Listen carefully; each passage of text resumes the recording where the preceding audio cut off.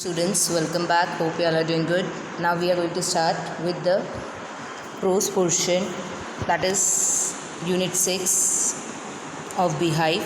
Already I have explained and I have sent the video of a poem, No Men Are Foreign.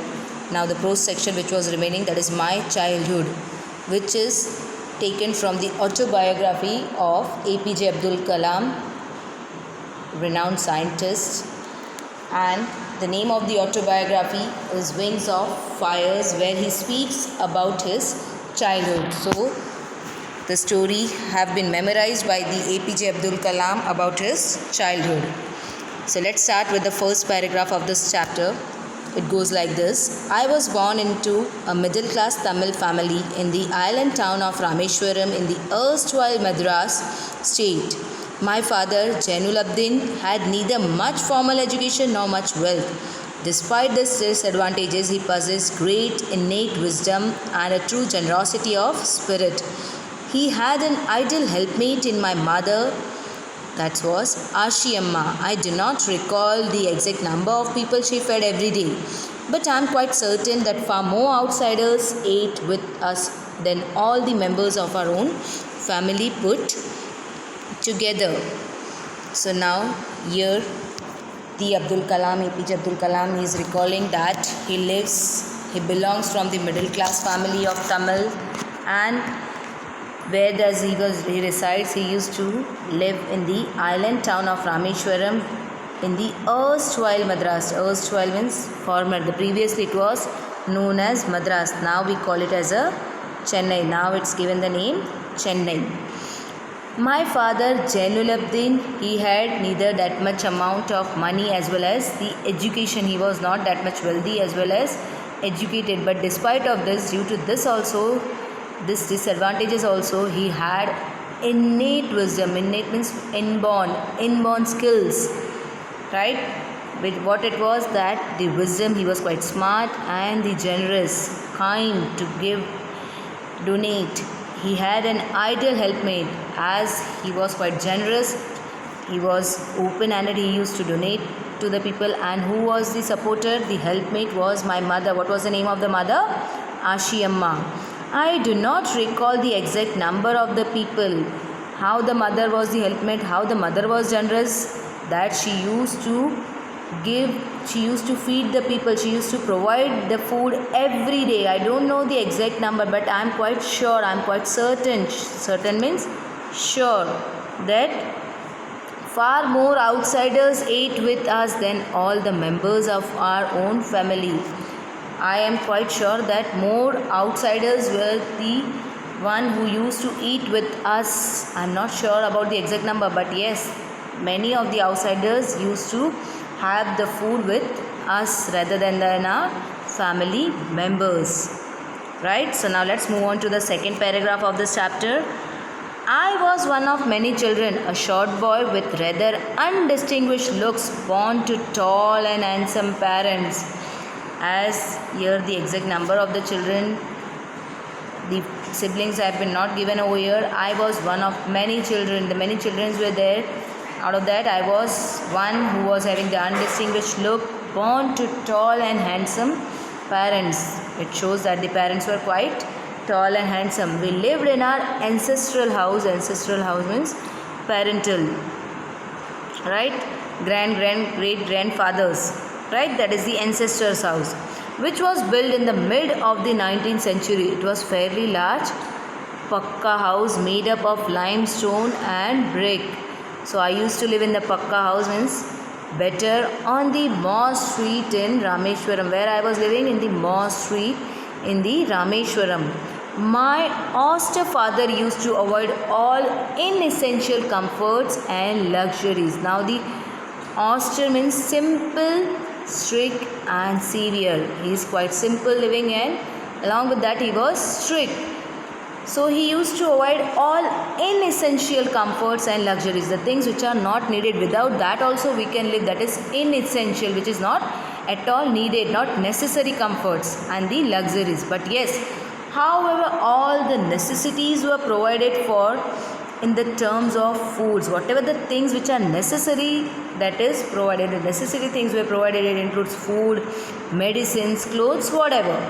But the things which are not essential, which are not needed, that were strictly prohibited in our house. In fact, I would say mine was a very secure childhood, both materially and emotionally. Both way my childhood was quite better. The materialistic life with the materialistic things which were needed, that was provided, and emotionally also my parents were quite supportive. So my childhood was quite secure. Now let's move on to the next paragraph, the third paragraph of this chapter. The Second World War broke out in 1939 when I was 8 years old. For reasons I have never been able to understand, a sudden demand for tamarind seeds erupted in the market.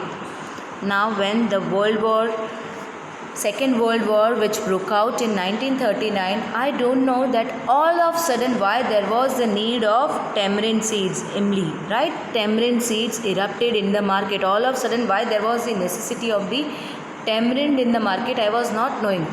What I used to do, I used to collect the seeds and sell them to the provision shop on the Mosque Street. What I used to do, as there was the sudden need of tamarind seeds, so I used to just collect it from the provision shop on the Mosque Street, and I used to sell them to the provision shop in the Mosque Street. I used to just collect that seeds, okay, and I used to sell in the provision shop which was in the Mosque Street. And what was my day's collection at that time? A day's collection would give me just princely sum of 1 anna. Only approx I used to get 1 anna. That's generous amount, which is quite better. My brother-in-law Jalauddin would tell me stories about the war, which I would later attempt to trace the headlines in Dinamani.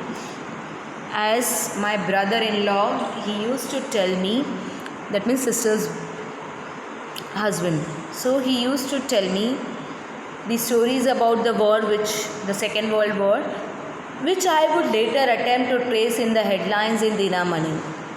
Dinamani is the newspaper, right? So I used to find, as I have heard these stories from the Jalauddin itself, then I used to find out the headlines into the same Dinamani.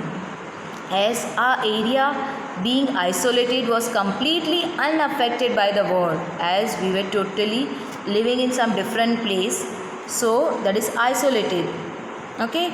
So our area was isolated, was completely unaffected, so we were quite safe. So our area was unaffected by the war.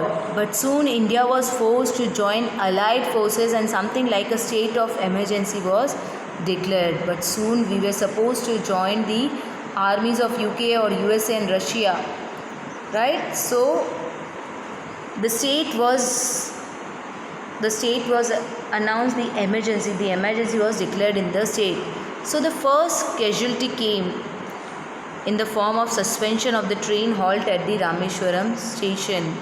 So now the first casualty, the first problem which we faced, that the train which used to stop, the train halt, the stoppage, halt means stop, the suspension, it was suspended, that the train won't stop to the Rameshwaram station now. So the newspaper now had to be bundled and thrown out of the moving train on the Rameshwaram road, as the emergency was declared. So now where the train used to stop, now this train stoppage have been suspended. Now this train won't be stopping in the Rameshwaram. So now the newspapers, that is the Dinamani, right, where the APJ Abdul Kalam used to get the news about the World War II. So now the newspaper used to thrown out from the moving train on the Rameshwaram road. And between Rameshwaram and Dhansukodi, the newspaper bundle used to be thrown between the two stations, Rameshwaram and Dhansukodi. So that forced my cousin Samshuddin, who distributed newspaper in Rameshwaram, to look for a helping hand to catch the bundles. And as if naturally I filled the slot. Now the train was not stopping, so the bundle was thrown between the two stations, Rameshwaram and Dansukodi. So his cousin brother Samsuddin, who used to collect the newspaper, now he need the helping hand to collect that newspaper. So who filled the slot? That slot was filled by APJ Abdul Kalam. He started helping his brother in collecting that bundles of newspaper which have been thrown in between the two stations, Rameshwaram and Dansukodi. So Samsuddin helped me earn my first wages. Now Samsuddin, my cousin, was the only one who helped me earning my first wages, my first salary. The wages means here the first salary, as I started selling the tamarind seed, but that was not the approx salary. So Samsuddin helped me out to earn my first wages. Half a century later, I can still feel the surge of pride in earning my own money for the first time. So Samsuddin was the only one who helped me out in earning my first wages, and after half century later, in the half time past, I feel very proud that I earned my money my own. Now, every child is born with some inherited characteristics into a specific socio-economic and emotional environment and trained in certain ways by figures of authority. I hired honesty and self-discipline from my father, from my mother. I inherited faith in goodness and deep kindness and close friends in my childhood. Now everyone in the childhood, they have taken some of the things from their parents. Inherited means taken in the genes or taken by their parents. It can be in the emotional environment or in the social, economic, whatever they are seeing, they can easily grab it from their parents. So what I have inherited honesty and self-discipline. What I have inherited from my parents? Honesty, to be honest, never to lie, and do the things very honestly, never ever to cheat. And what was the other thing? This, to be self-discipline from my father. And from my mother, what I have inherited? Faith in goodness and deep kindness, always to be generous and kind to everyone. So did my 3 brothers and sisters. So how many members were there in his family? He was having 3 brothers and 1 sister, and 1 was he. So altogether 5. I had 3 close friends in my childhood. Apart from this, I was having true close friends, inseparable friends, or best friends in my childhood. What are the name of that friends? Ramananda Shastri, Arvindan, and the Shiv Prakashan. The 3 best friends which I was having in my childhood, they were Ramananda Shastri, Arvindan, and Shri Prakashan. I means here we are talking about APJ Abdul Kalam. Okay, so all these boys were from Orthodox family, Orthodox Hindu families. Orthodox means which they are supposed to strictly follow the rituals and the customs of their family. The Hindu rituals, especially the Brahmins, those who are having some strict rules and regulations which they are supposed to follow. As a children, none of us ever felt any difference amongst ourselves because of our religious differences and upbringing.